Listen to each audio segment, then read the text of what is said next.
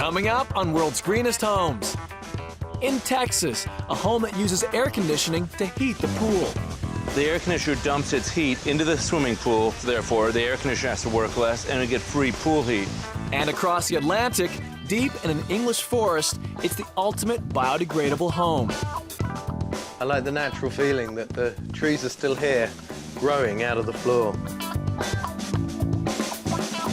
I'm Emmanuel Belliveau. Come with me on World's Greenest Homes and see the most extraordinary homes on the planet. Homes that are gorgeous, cool, and green.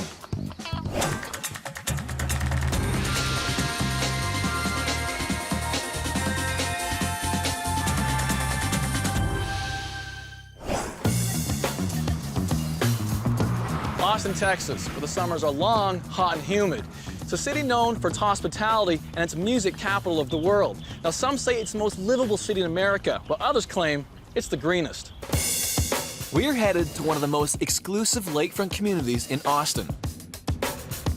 Here in Terrytown, a secluded neighborhood just 3 miles from downtown Austin, an architect set out to build a playful home for his family. When it was finished, it boasted some serious green credentials. In a climate where air conditioning is a necessity, this 4,200 square foot house is designed to save on energy. Just one of the reasons it's been awarded one of the highest ratings ever in the Austin Green Builder program. Architect Peter Pfeiffer designed the home with his wife Karen. They live here with Alex, Zachary, Benjamin, and Ava, and four-legged friends Champ and Splash.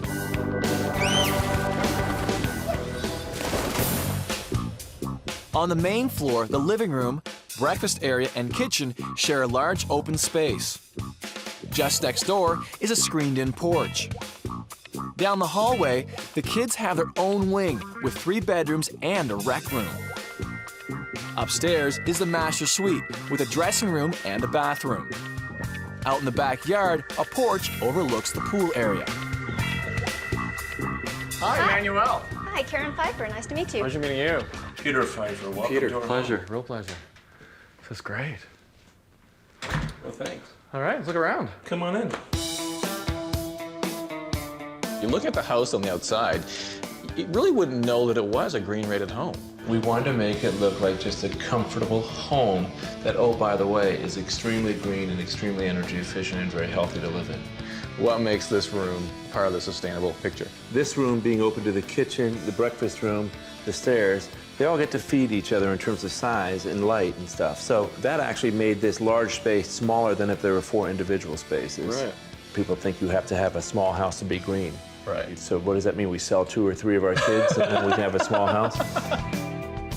The focal point of this living room is this cozy wood-burning fireplace, perfect for family gatherings, but often a real energy waster. This one's an isokern unit, which is made out of volcanic pumice. It puts out a lot of heat, a lot more so than a traditional masonry fireplace would. Oh, I see, and that's due to the volcanic rock inside. And the fact that we didn't put it on an exterior wall. Any heat that it gives out, it's giving out into the house instead of to the outside. Peter and Karen sourced the limestone from local quarries within 25 miles of the house. Well, that's smart, though, getting it locally. It was actually a fun little field trip. Yeah. I'd never been to a quarry before. This is your main dining area? This is where we have our family meals. We've got Right. a dining room, but this is where the real family action occurs. Let's take a look at your kitchen. Okay. Okay, yeah, let's go in there.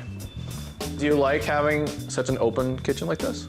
Yeah, I do. It works well. And one of my favorite features are just the countertops. I've got a lot of counter space here for cooking and kids' schoolwork, and you know, we live in the kitchen. Yeah.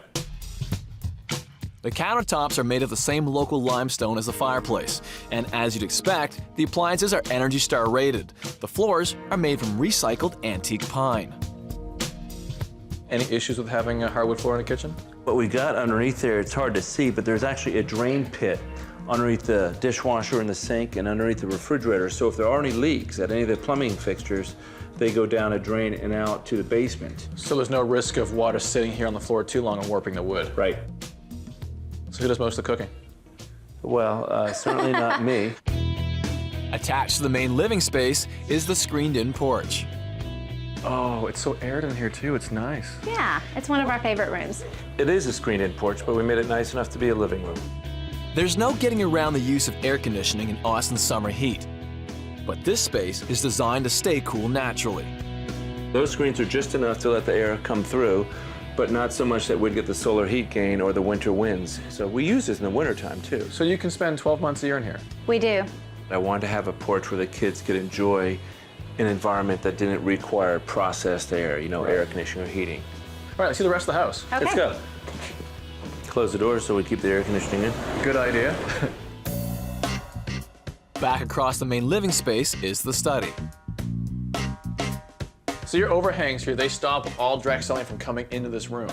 Yeah, they're 4 feet deep, and that helps it so that we get the reflected light off the underside of them, but without the direct solar gain. But Peter's choice of light fixtures hasn't been so successful. These are the lights I don't like. What? I always thought they were Yeah, I well don't like them. appreciated for the coolness. Yeah. Anything else in this room that you disagreed on? Well, This is- actually, the paint color in this room, this color that's on the wood trim, I thought Peter liked it, so I didn't say anything to him. He thought I liked the color, so he didn't say anything. And once we were in the house, we realized neither one of us liked this color. It proves what good communication skills you have. Great communication skills. I hope it's gotten better since then. It has. Yes. On that note, We should go to the master suite. what a good idea. Okay, Yeah, let's head let's do it. upstairs. I've seen the main floor living space, but leaving the study, I've discovered something unusual. Some warm air coming through there. What's that about? Because heat rises, this ventilation system pulls the warm air down from the upper level. This keeps the top floor cooler, reducing the need for air conditioning. So doesn't this area, in a sense, kind of get warmer? Slightly, but it's better than running 2 machines. Is it noticeable? No. Only when you go in and out of the study. Next door is the main dining space. The chandelier was found at a local antique store. We have to talk with one of the children if he's not been behaved. You can sit them right here and turn it right here in their face. And so when they're sitting here, we can get the truth out of them. Oh, and I love the use of the stone down here, too. It kind of really divides the space. It's a divider and it gives a little bit of accent. So I guess the bedroom's upstairs? Yes. Okay. On the way up, there's another of Peter's low-energy ways to stay cool.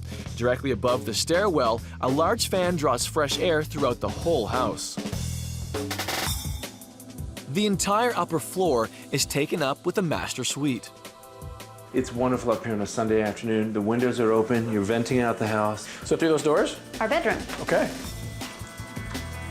The rest of the house is very open and big, and here I find it very, very cozy. We purposefully chose more neutral, calm colors. The 3 of us sleep up here.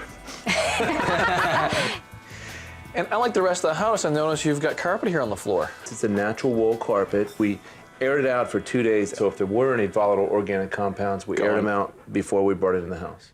The one nice thing that's sort of neat to point out is there you see using up the same lumber to build this bed too. Oh, great. So you put some custom furniture in here as well from the wood from the house. Right, and we And did we- this bed wall. Instead of having a headboard for our bed, he kind of built this built-in headboard with the switches for the lights. And Yeah. Yeah, you know, maybe it's a nerd in me coming out, but from here you can control the ceiling fan, the night lights, the overhead light, and even the speakers in the room from the downstairs stereo system, which we used once. Are those buttons on both sides of the bed or just one? Well, now that's an interesting point. they're just on his side of the bed. I get to control the night environment, I think. You do, huh? You just lean over and flick a switch and the Right, lights just kind of dim? I'm surprised you understand. Yeah, I understand. All right, what's the door over here? This is our dressing room and our vanity area. Okay. Wow, look at the size of this place. Yeah, it's like a dream come true. We wanted to be able to have a separate dressing area. So you don't have this cluttering that goes on in bedrooms sometimes. Exactly. What's this do? Well, This goes to here, our let me attic? show you. Why don't you step out of the way? I might have to move for this one, excuse me. This goes up into the attic, but there's some interesting stuff in there. I don't know if you want to go in there or if you want me to go up the stairs to show you. Well, let's what do let you have? Emmanuel pop his head up there. What's at the top here? If you look, there's a cover so that the heat that normally would be building up in the attic or the cold in the wintertime doesn't come down into here. It's a lightweight styrofoam cover with a seal around it. You can just undo one of the rubber bands over there, Yeah. and that's holding it in place, and then slide the thing over and out of your way.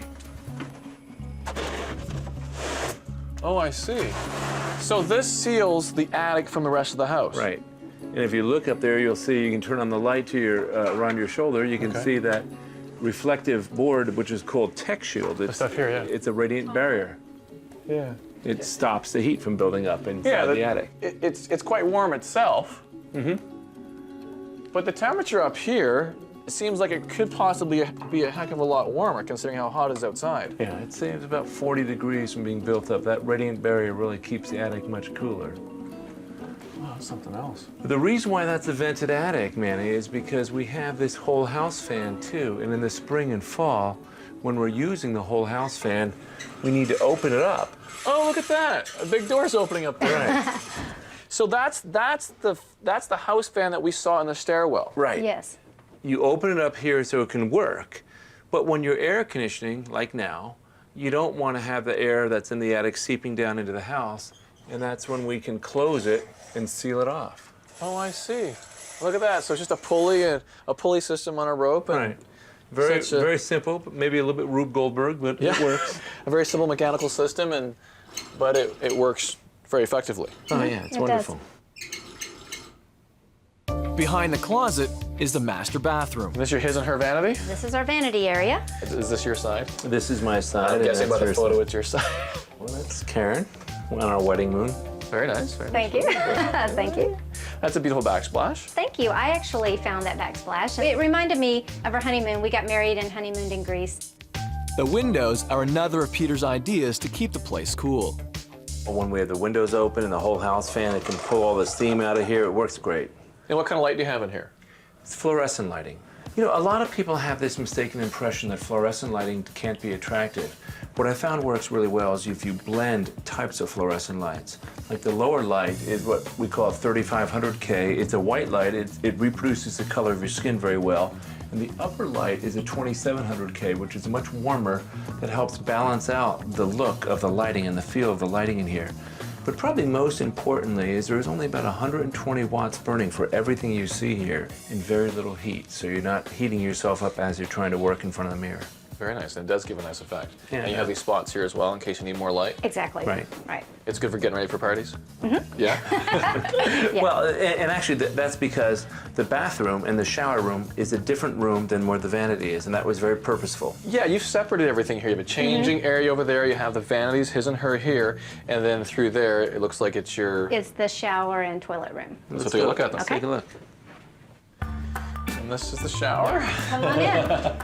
All of us. And we can fit all of us in here. We can. We are. Very big shower. We didn't want to do window treatment on these windows because it's such a beautiful view. But we did work on this windowsill height so Karen could feel a sense of privacy. No, this is nice. It's very nice and lots of nice stone. What kind of stone do you have in here? It's just limestone, local limestone tile. You've got a lot of sprays in here. Do you use all these? No. It's toys for him. It's toys. toys. He did it because he could. Back downstairs on the main floor, the kids have a bedroom wing all to themselves. Oh, hello. Hello, this is the kids area. Please come in. Well, thank you, thank you, thank you. We are going to let Ava show you the bedrooms. Okay, you want to do that? Sure. Can I see your room? Sure, go ahead. Well, that's a nice room. Thank you. And lucky Ava even has a poolside view. All right, who else is on this wing? Well, this is my oldest brother Alex's room. Does your brother sleep on a loft? Yeah, he sleeps up there. Have you ever been up there? Yeah, It's scary. I've been there a billion times. Does he have his own bathroom? No, he shares it with my two other brothers, and so this is their bedroom. This is a big room. You guys have some pretty big bedrooms. Yeah. Heading outside is the family's favorite spot. Well, we're on the porch right off the living room that overlooks the pool so we can Yeah. keep an eye on the kids and sit here and enjoy the view. What's the outside finish on your house? It's hardy plank siding, but it's a really nifty synthetic trim made out of recycled plastic and wood chips. You've got a bunch of kids, and obviously they've got friends, teenagers. Do anyone ever try to jump off here into your pool? Ours are so well behaved that I couldn't imagine They have that. tried it and they got into trouble for doing it, but yeah, it has been attempted before. Yeah. And successfully, they didn't land in, they didn't splat. The pool is one of the home's most ingenious green features, and Peter has come up with a smart way of keeping it heated. The air conditioner dumps its heat into the swimming pool, therefore the air conditioner has to work less and we get free pool heat. How does the air conditioning system interact with the pool directly? Is there a... There's a heat exchanger in the basement where the freon from the air conditioner exchanges its heat to the swimming pool water. It's just a simple heat exchanger between the swimming pool and the air conditioning system. Oh, I see, okay. It's a win-win situation. Free pool heat and lower energy bills. In Austin's dry climate, there isn't much water for landscaping, so Peter installed a rainwater collection system. And how much does this hold? Almost 3,000 gallons. It holds enough water to water the lawn for about 2 weeks.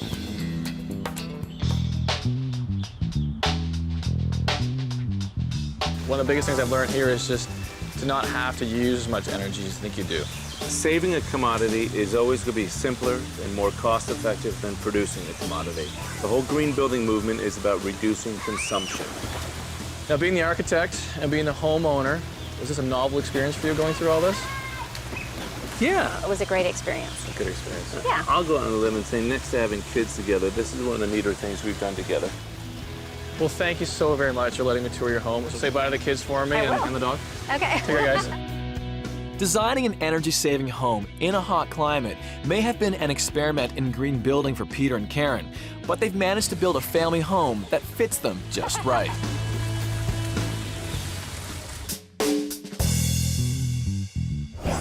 Our next home takes us far from the madding crowd, deep into an English forest, where one man has built his fairy tale home from just about anything he could find.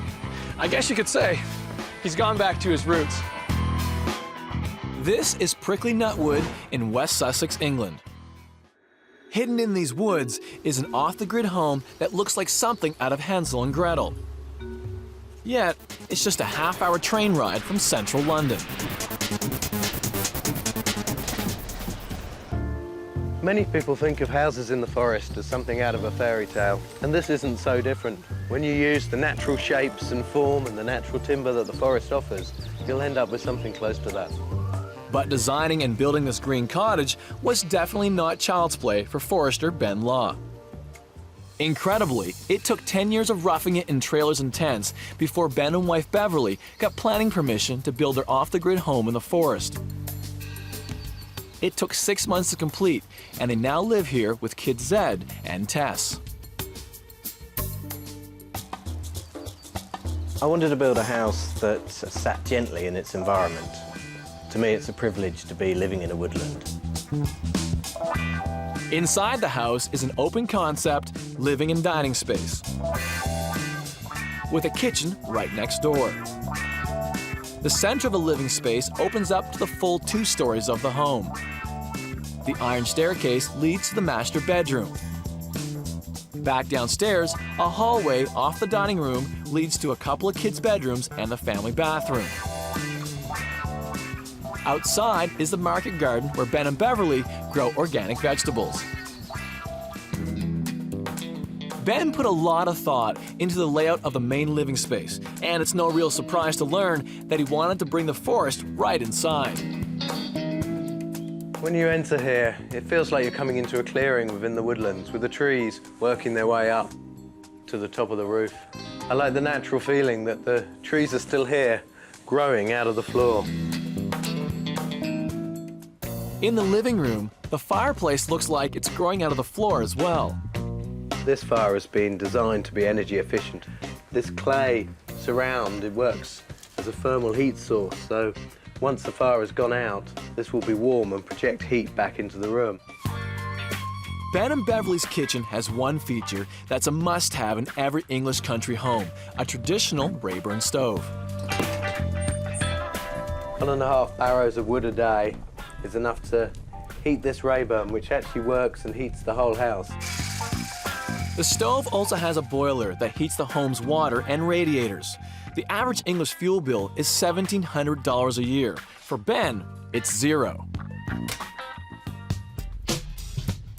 Many timber frame buildings are quite dark, and one of the things I really wanted was to allow the light to pour in, so that's been a reason for leaving this central bay open. Around the top, I've created a mezzanine using lath, which is very finely split pieces of chestnut out of the forest.